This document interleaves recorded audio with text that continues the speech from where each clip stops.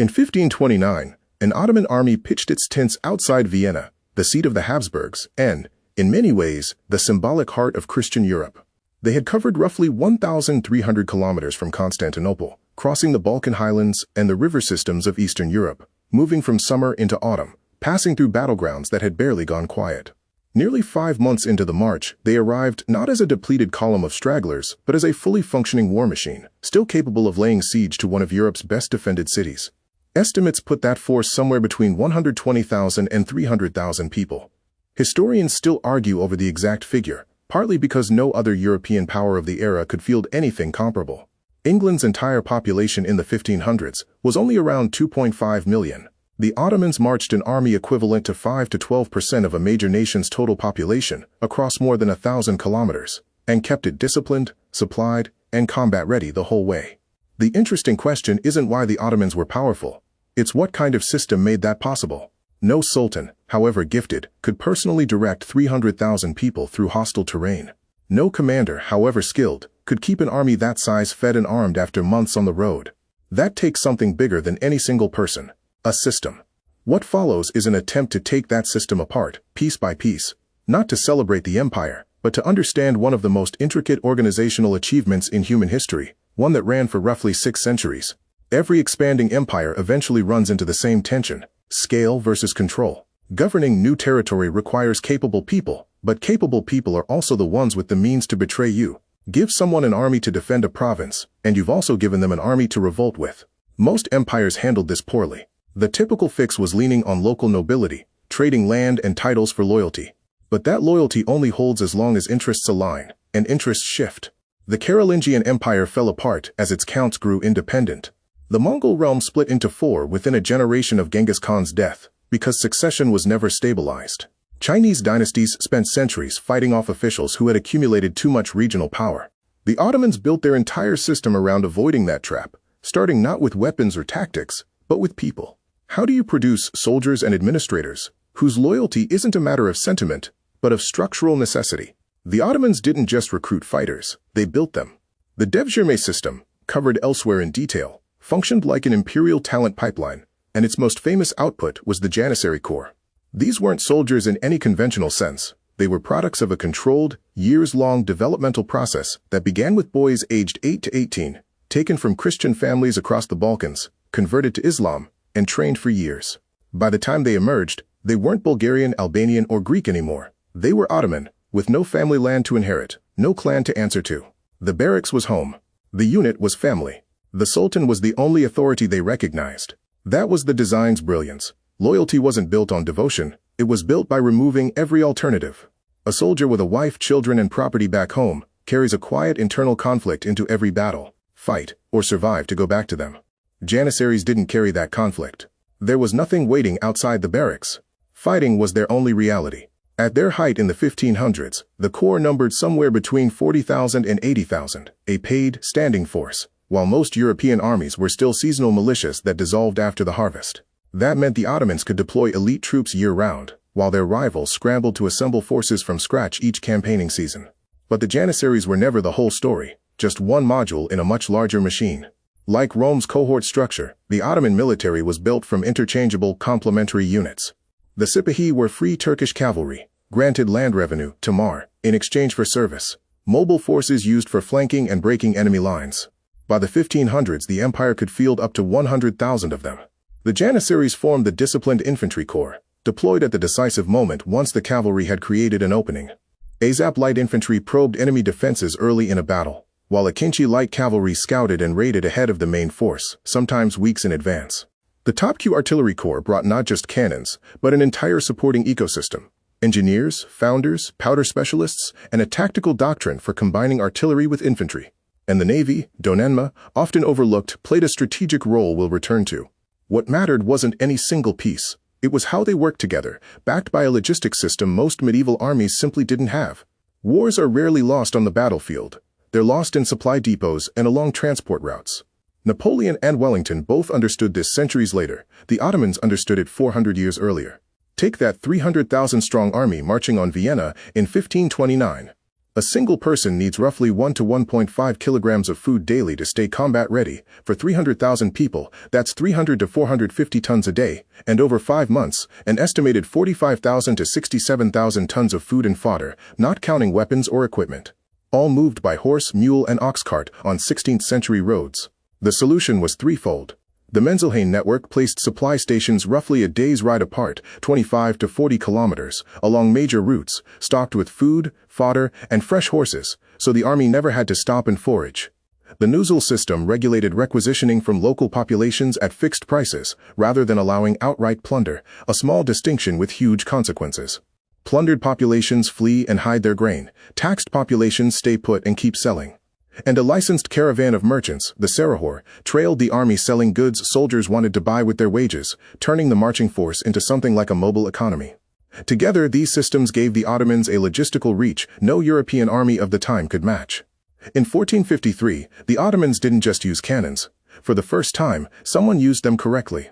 Cannons had existed in Europe for over a century, mostly as psychological theater. Mehmed II built something different, an actual doctrine. The famous Orban cannon, 8 meters long, firing half-ton stone balls, needing 2 hours to reload and 60 oxen plus 200 men to move, was nearly useless in open battle.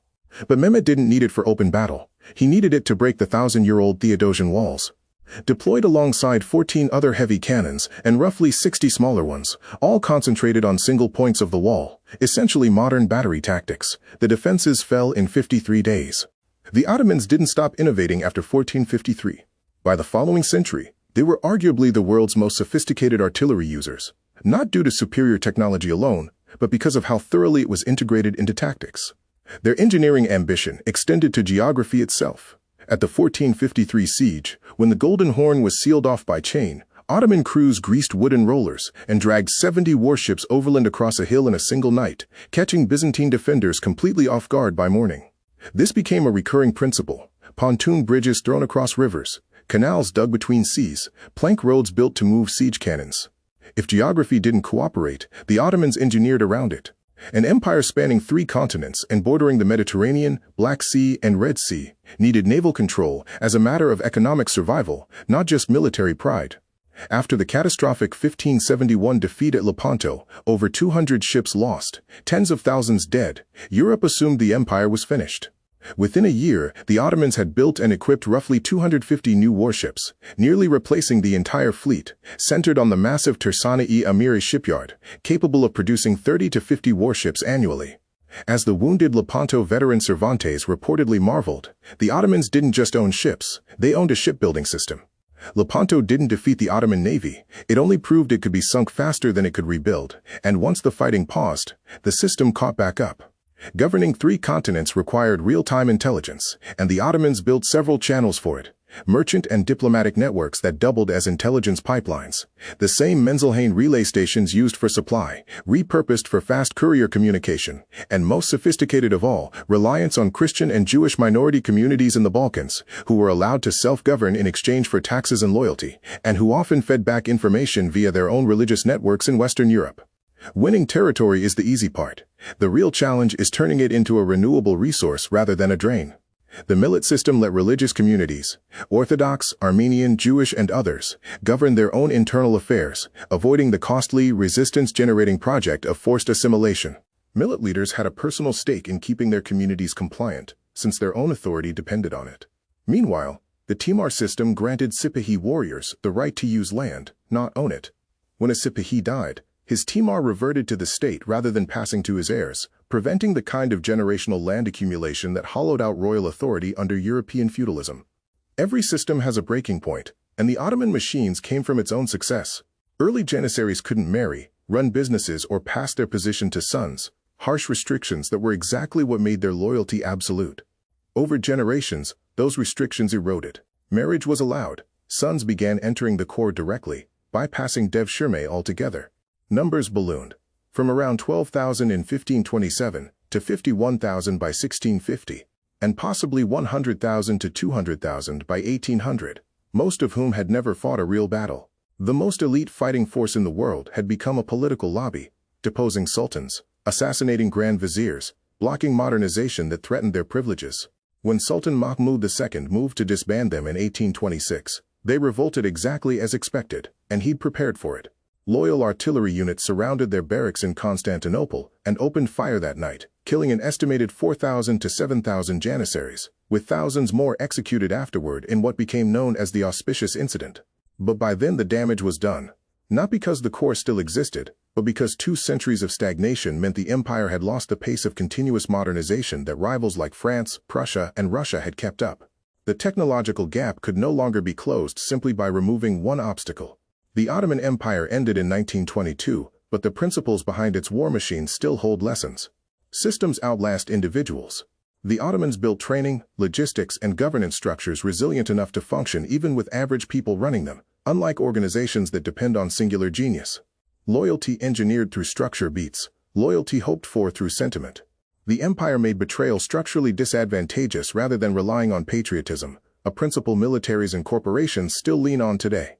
Logistics is strategy. Brilliant tactics mean nothing if the supply chain can't support them. Modularity creates resilience. The system didn't collapse when one part failed, because other parts kept functioning. It only faltered once multiple modules degraded simultaneously. And perhaps most counterintuitively, short-term success can wreck long-term design. The Janissaries didn't fail, they over-succeeded, becoming so powerful that reforming them meant risking rebellion. 6 centuries, 3 continents, dozens of succession crises, and countless enemies who repeatedly predicted collapse and were wrong. The Ottoman war machine wasn't remarkable because it was invincible. It was remarkable because it was built to absorb defeat, rebuild, and adapt for longer than almost any other empire in Eurasian history managed. And none of it came from one genius or one breakthrough invention. It was assembled piece by piece, generation after generation, by people solving specific problems and folding those solutions into something larger. That's how enduring systems get built, not through inspiration, but through engineering. And the trade networks, legal frameworks, and organizational logic it left behind still shape the world today, whether we notice it or not.